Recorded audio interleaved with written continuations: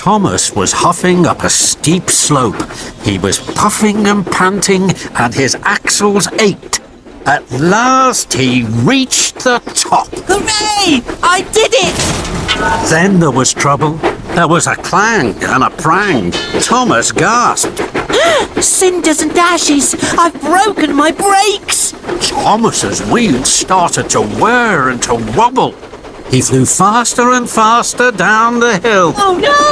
Oh, help! Thomas raced down one hill and rattled up the next. Help! I can't stop! Thomas's heavy trucks pushed him on and on through a junction where Spencer was waiting. Blistering violence! And into some potato trucks. Potatoes bounced everywhere, but Thomas sped on. Into a flatbed of jam barrels. Sticky jam flew in the air and landed all over Thomas.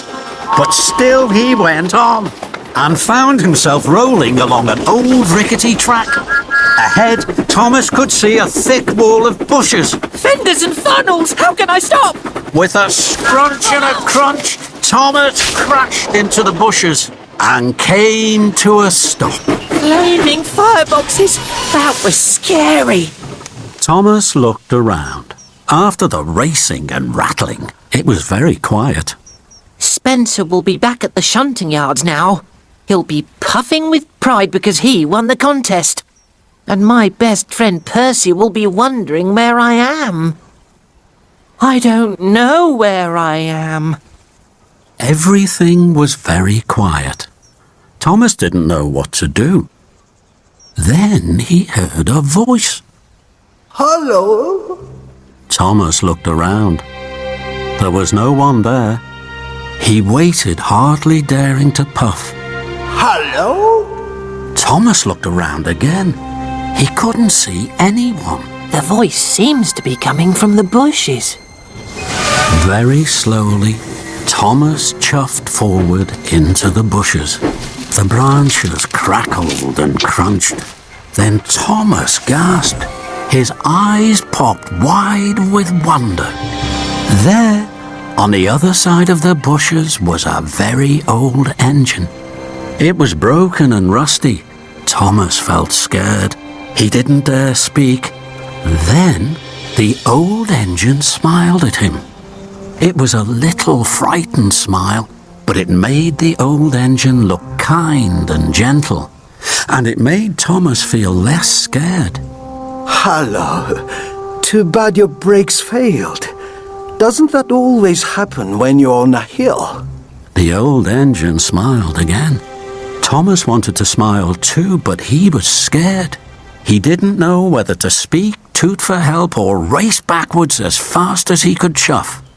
But Thomas didn't move. He couldn't take his eyes off this extraordinary engine. Hello, my name is Thomas. My name is Hiro. Thomas wasn't sure what to say next. He had never met an engine as old and strange as Hiro. Why are you here? Where have you been? That's a very long story. Do you like stories, Thomas? Yes, the little engines in the hills tell me stories all the time. Then, I hope you will like mine. I came here a long time ago from another island. I was one of the first steam engines to arrive on Sodor. Thomas was amazed. Where is your island? My island is a long way away. There are mountains and snow and sea. There are lots of railways. I was the strongest engine at home. I was called Master of the Railway. How did you get to Sodor? I came in a very big ship. The journey lasted many days and we sailed many seas. When I arrived at the docks, it didn't look at all like home. What was Sodor like then? It was very quiet. I was the only engine on Sodor. They called me Master of the Railway here too. I was very happy. What happened?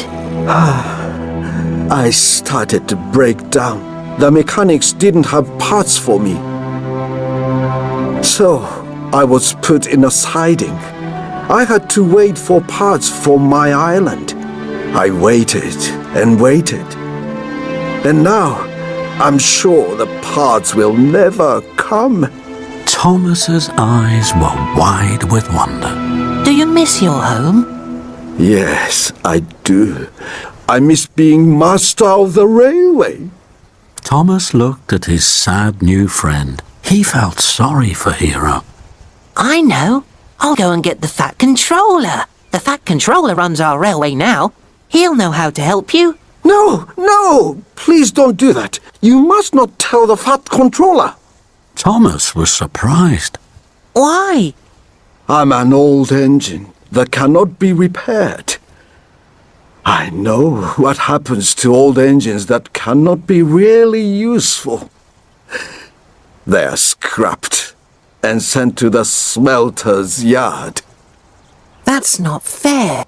That's not right. That can't happen to you. Thomas could see that his new friend, who was once master of the railway, was now old, alone and scared.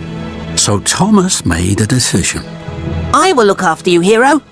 I won't tell the Fat Controller until you are fixed. You are safe with me. I'm sure I can find the parts to fix you. I promise I will make you a really useful engine once more. I will make you master of the railway again.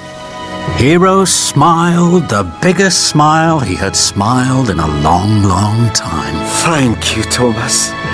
Thank you for looking after me. Thomas puffed with pride.